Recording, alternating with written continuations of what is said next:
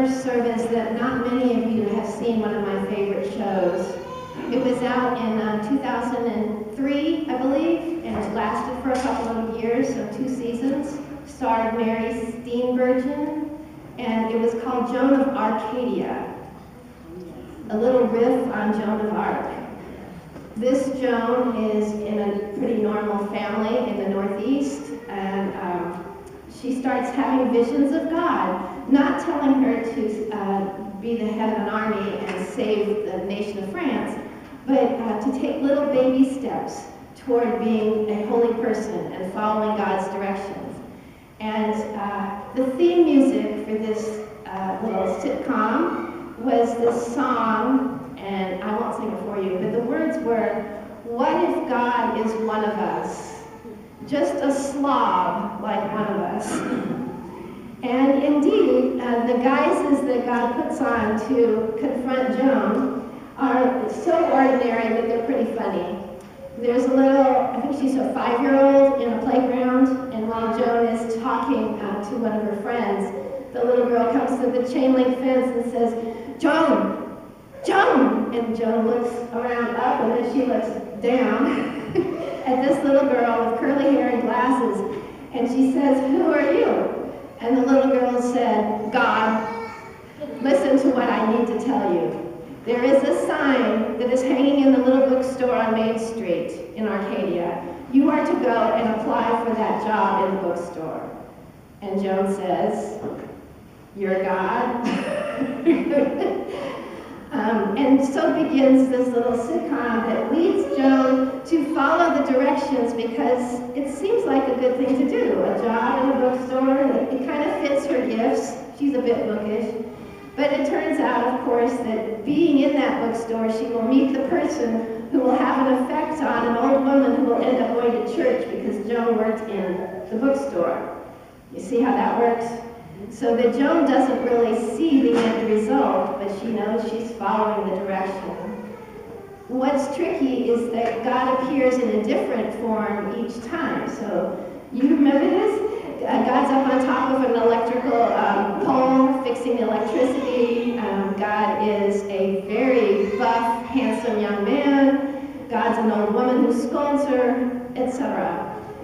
And it speaks just directly to what the gospel said this morning about God being in the midst of us, because notice that the Beatitudes happen on a flat plane. In the Bible, flat means you're in trouble because you're not up on a mountaintop where God belongs. When Moses is up on top of the mountain, he talks to God, he brings down the plates, the tablets of the 10 Commandments, but we know what he finds when he gets back down there, right? Everybody's gone crazy, they think he's deserted them, and they build a golden calf to worship. So you're not looking for Jesus on the plane, you're looking for Jesus where he has just been. Prior to this gospel this morning, he was on the mountaintop, where he belongs. Like last Sunday, when he was sitting in the boat, floating like a little Buddha and teaching from the boat, you can see he was God. He's in a boat by himself. He's teaching us on the water. But today, he's lost in the crowd. And he's healing everyone. Did you catch that? Nobody's left out. But they can't see exactly how it happened because they can't see him.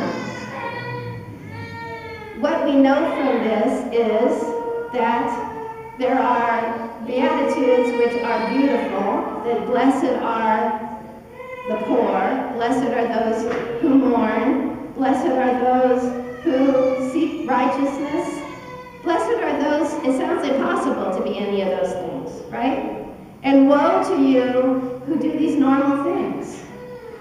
The truth is we have just as many Beatitudes as we have woes. All of us are a mixed bag. We have a handful of woes and a handful of blessings, and we don't get it right most of the time. We get it wrong.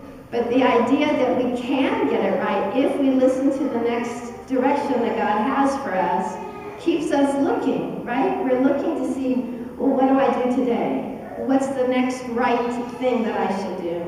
And if we stay tuned for that, we get little hints, right? Little tiny hints. So the first time I went to Haiti, I was a little nervous, and I was overwhelmed when I was riding in the car to see all the trash everywhere. There's trash everywhere. It's all over the streets.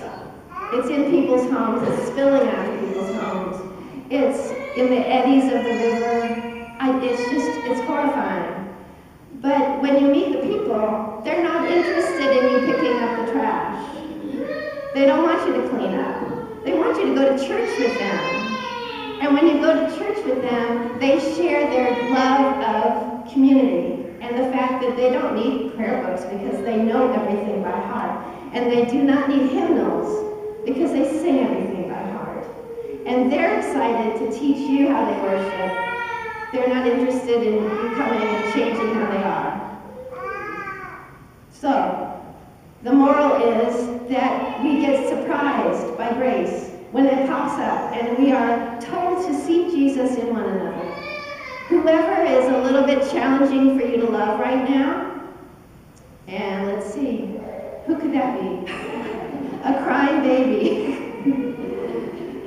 That's where God is she's weeping, so she is full of the Beatitudes.